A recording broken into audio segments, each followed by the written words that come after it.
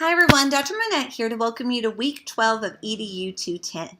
So for this week, we will be focusing on Schoology, but we will also be finishing up with our Seesaw and continuing our Google Teacher Level 1 certification training. So in week 11, I discussed how there were certain parts to Seesaw that you were to complete throughout this week. So you're going to be not submitting, excuse me, but you're going to be completing part 2 and part 3, part 4 and part 5 of the Seesaw activity this week. So this week, like I said, the parts are broken up into chunks. So everything is not due on Sunday like it typically is on our weeks. Anytime we have an assignment that's broken up into chunks, we have to have certain things due on Wednesdays and Fridays and Sundays so that everybody can get the entire assignment completed. So for week 12, for Wednesday, April the 3rd, you're going to complete part 2 of your Seesaw student. So if you click on this assignment right here, it'll take you over to the Seesaw folder. And if we scroll down here, we can go to not to week 2, but to part 2. And it gives you the directions on what to complete for Wednesday. So by now, you should have already received an email from the teacher of your Seesaw class, which is in your groups up here above. So you have your group members here. So you should have received an email from the teachers in your group. And now you're going to log in as a student. So you're going to log in using the information that they sent you in an email, and you're going to do the following 2 things by Wednesday, which is respond to the blog post and complete the posted assignment. Going back to the weekly directions here. For part 3, which is due on Friday, you're going to submit part 3 of the Seesaw teacher assignment. So going back over to that direction, now that you have students that have completed work, which should have been submitted on Wednesday, now on Friday, you have until then to log in as a teacher and do the following things. You're going to approve any posts that got submitted to your class. You're going to respond to any blog posts or inbox messages, and you're going to provide feedback to the students' assignments.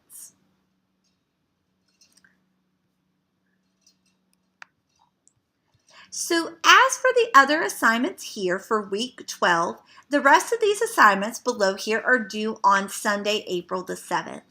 And in good fashion here, you start with your peer discussion board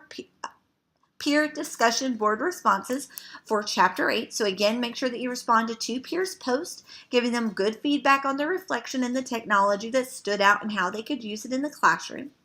And then you're going to complete part 4, which is Seesaw Parent, and part 5, the Seesaw Discussion Board post. So going back over to the folder for Seesaw really quickly. For part 4, which is due on Sunday, you are going to log in as a parent using the login information for the group members that you had. And again, you are the parent for yourself as the student. So you're going to provide feedback to your student, which is you. You're going to respond to your student's work, which is your work, and you're going to respond to any inbox messages you may have received. And then last but not least, Seesaw Part 5, which is your discussion board post, which is where you're going to get your final grade for this assignment. You're going to create a discussion board post where you respond and explain your perception of Seesaw. You're going to make sure that you address these prompts. So what's your overall opinion? What's the pros and cons of using Seesaw, and how could it be used in your classroom? And then in the next week, you will respond to 2 peers' posts by providing them feedback based off of their post. And if you responded to a peer that was part of your group, you can also give them feedback on their overall Seesaw activities and things like that as well. So going back to the weekly directions and guidelines, for this week, we're also going to begin our Schoology activity. And just like Seesaw, Schoology is broken up into parts as well. So when we click on here, for this week, you're only focusing on part 1 of Schoology. So clicking on that hyperlink, it'll take us over to the folder.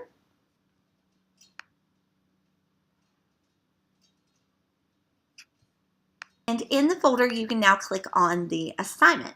So Schoology is another learning management system, which is pretty much similar to Seesaw, but it has a couple of different things in it that Seesaw does not.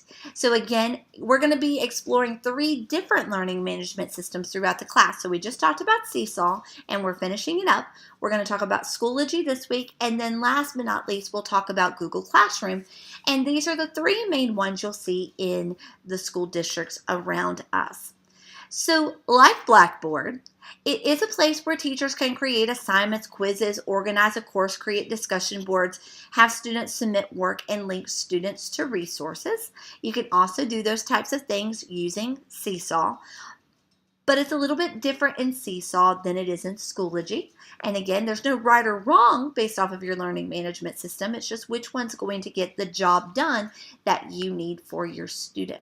So like I was saying, Schoology is broken into parts like your Seesaw assignment was. So part 1 is due April 7th, which is Sunday at 11:59 p.m., which is part 1 Schoology Teacher. Part 2 is due April 10th, which is Wednesday at 11:59 p.m., which is part 2 Schoology Student. And then part 3 and part 4 are due April 14th, which is Sunday at 11:59 p.m. And this is part 3 Schoology Teacher and part 4 Schoology Discussion Board Post. Remember, for part 1, part 2, and part 3, you don't submit anything to Blackboard. I will be able to see everything through the co-teacher function in your Schoology account. And then when you post your Schoology Discussion Board post to the discussion board, that's where I will grade everything, what I see in Schoology and your discussion board post. So for part 1, which is due this week, you're going to create a Schoology login. So here's your information. And then you're going to view the following video, which is right here, which is a webinar on using Schoology. And as you watch, you're going to complete the following 5 steps.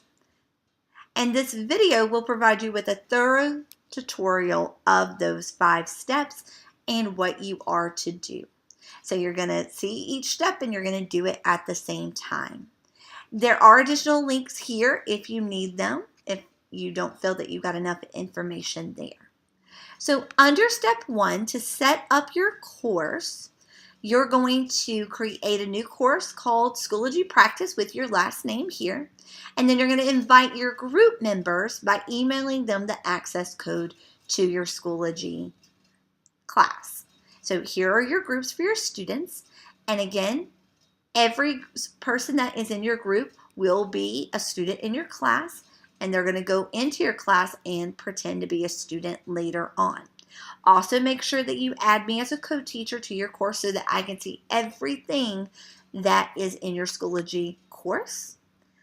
Edit the picture by providing a picture for your course. In Updates, you're going to create a post.